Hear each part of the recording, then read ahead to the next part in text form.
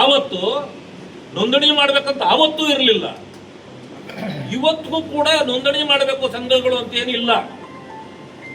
ನಿಮ್ಮಲ್ಲಿ ಏನಾದ್ರೂ ಕೈ ಚಾಚಿ ಬಂದು ಅಪ್ಪ ಏನಾದ್ರೂ ಕೊಡಿ, ನಮಗೇನು ಗತಿ ಇಲ್ಲ, ಸಹಾಯ ಮಾಡಿ ಅನ್ನಂಗಿದ್ರೆ ಅದು ನೋಂದಣಿ ಆಗಿರ್ಬೇಕು.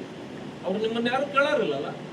ಆಮೇಲೆ ಸ್ವಯಂ ಸೇವಕ್ ಸಂಘ ಅಂದ್ರೆ ಒಬ್ಬನ ವೈಯಕ್ತಿಕ ವಿಚಾರ. ಅದು ವೈಯಕ್ತಿಕವಾಗಿ ಒಂದು ಸಂಘಟನೆ, ಅವನು ಸದಸ್ಯ, ಅಲ್ಲಿ ಸದಸ್ಯತ್ವನೇ ಇಲ್ಲ,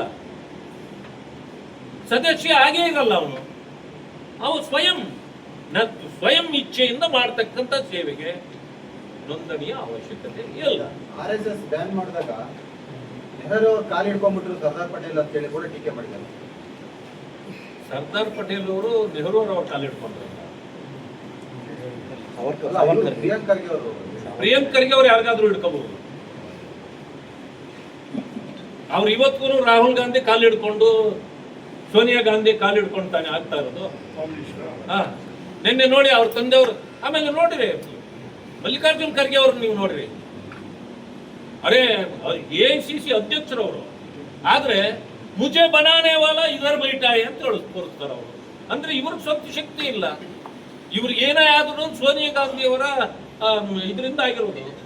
ಇದು ಗುಲಾಮಗಿರಿ, ಕಾಂಗ್ರೆಸ್ನ ಗುಲಾಮಗಿರಿ, ಗುಲಾಮರಾಗಿ ಬೆಳೆದಿರೋದು ಅವರು ಹೊರತು ಬೇರೆ ಏನೂ ಅಲ್ಲ.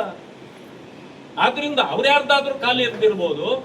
ಯಾವ ಸ್ವಯಂ ಸೇವಕನು ಸ್ವಾಭಿಮಾನಿ ಇರ್ತಾನೆ, ದೇಶ ಕಟ್ಟುವ ಕೆಲಸದಲ್ಲಿ ಇರ್ತಾನೆ, ದೇಶ ಮೊದಲು ಅಂತಾನೆ, ದೇಶಭಕ್ತನಾಗಿ ಕೆಲಸ ಮಾಡ್ತಾನೆ, ಅವನು ಭಾರತ ಮಾತೆಯ ಕಾಲಿಡಿತಾನೆ ಹೊರತು ಸೋನಿಯಾ ಗಾಂಧಿ ಕಾಲಿಡಿತಾನೆ.